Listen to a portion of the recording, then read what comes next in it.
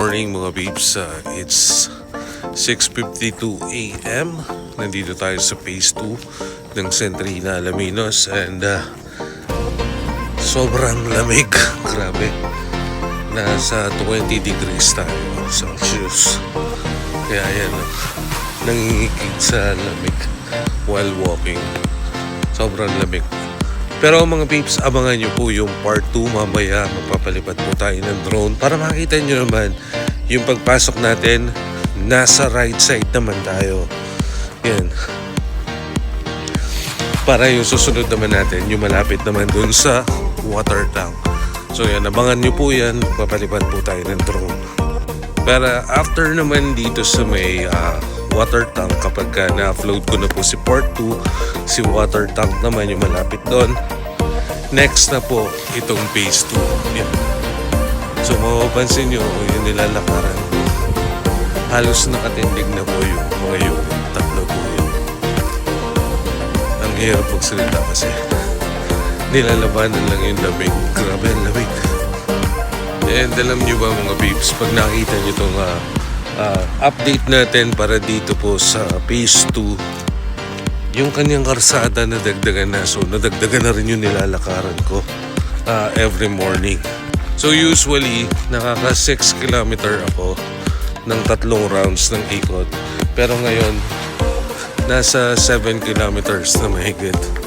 Ayan. Ang ganda ng panahon, no? Tapos sobrang lamig. Grabe. Gaya nitong nilalakaran ko ngayon, dati hindi naman ito karsada, pero ngayon okay na. Tabi siya nitong perimeter fence.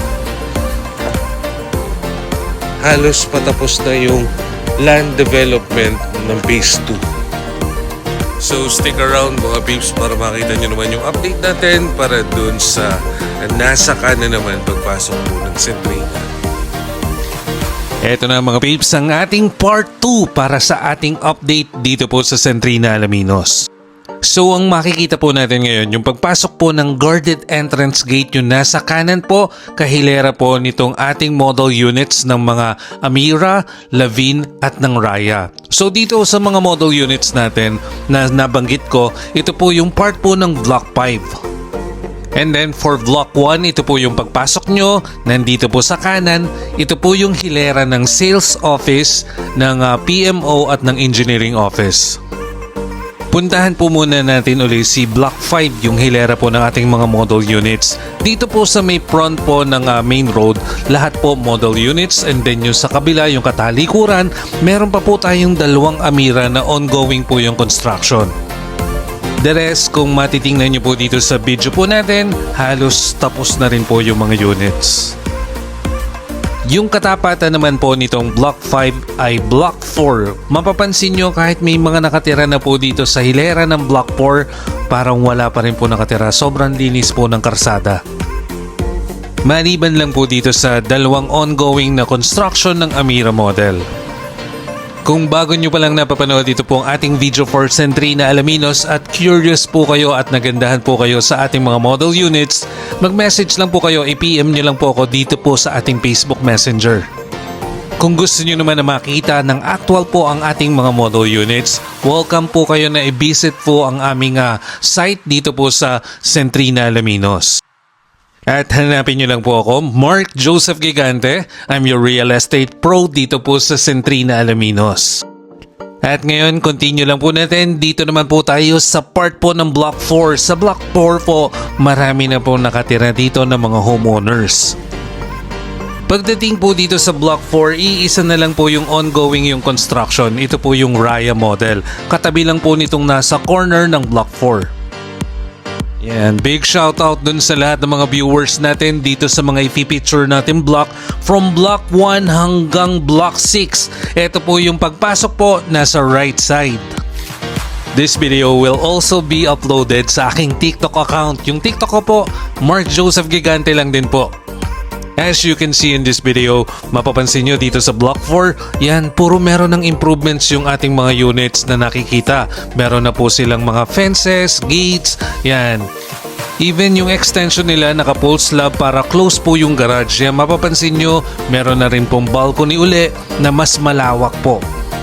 Pero it's not necessarily na magpalagay kagad kayo ng fence kasi pwede naman po kayo na wala pang fence at guarded po ang ating mismong community. Isa yon dun sa mga nagugustuhan din po ng ating mga future buyers dito po sa Centrina. So let's move on to our next block. We have Block 3. Dito po sa Block 3, marami na rin pong nakatira ng mga homeowners. And yet, mapapansin nyo, may ilan-ilan lang po nakokonti po na nakikita kayong tao. Pero napakaluwag pa rin po ng ating karsada. And mostly itong mga nakikita nyo na sa karsada, may ilan-ilan din pong for finishing na unit dito po sa part po ng Block 4. Sa ngayon mga peeps, kung kayo po ay nagpaplano na mag-avail po dito sa Centrina Alaminos, nasa critical stage na po itong ating Raya model. Ang alam ko, tatatlo na lang po yung ating units and then for Amira, iilan na lang din po yan. Balik po tayo dito sa Block 3. Iisa na lang po yung unit na hindi pa nako-construct. Yung ongoing pa rin po, nasa part po ng Lot 31. Yan po. Itong nasa front naman natin, ito yung Block 2. Yan, malapit na po siya sa Phase 2. Walkable lang ito mga peeps ha. Itong nakikita nyo po sa video, halos araw-araw po nating nilalakad dyan. Yan, walkable lang po siya. Si Phase 2 naman mga peeps ay mas malapit po sa ating amenity area. Ngayon ito naman nasa kanan natin, ito po yung part po ng Block 6. And also sa mga viewers po natin na working abroad na gustong mag-avail po ng Centrina, yan, mag-message lang po kayo, i-PM nyo lang po ako para makapili po kayo ng mas magandang mga model na mag-fit po sa inyo. And then all throughout the process, andito po kami hanggang sa ma-turnover po yung inyo pong unit. Muli po, ito po yung ating Block 4, Lot 1 to 7. Yan yung nakita nyo po yung ongoing natin na Raya unit. Mga peeps, you can also visit our office located po at M. Paulino, corner Rizal Avenue. Tapat lang po yan ng BDO M. Paulino sa San Pablo City Plaza. Makikita nyo po doon yung logo namin, Gigante Real Estate Services. And sa description below po, nandun din po naka-indicate po yung ating DSUD at yung ating PRC, license and accreditation number.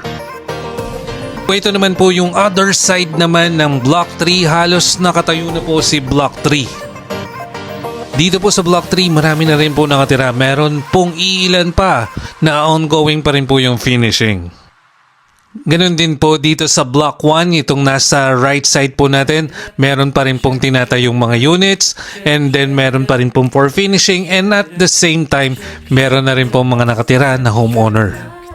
So yan, kita naman natin yung bungad po ng Block 2 na malapit po sa amenity area. So ito po ay 3, 4, 5 na units na malapit po sa amenity area. And then yung kasunod naman po, yung katapat na puro Amira model, andyan naman po yung ating Block 6. Yung part 3 po ng ating video, sa part po ng Block 8 hanggang papunta po dito sa may 12, 13, malapit po dito sa may water tank. May mga part po tayo na hindi nadaanan po ng ating drone dito po sa may part po ng Block 2 at Block 6. Yan, ipapakita po natin sa ating part 3 po. Make sure na nakalike and follow po kayo sa ating Facebook page, yan, Centrina Alaminos. Ganun din po sa Gigante Real Estate Services. My name is Mark Joseph Gigante. I'm your real estate pro. Dito po yan sa Centrina Alaminos. Thank you for watching mga babes. See you on my next video.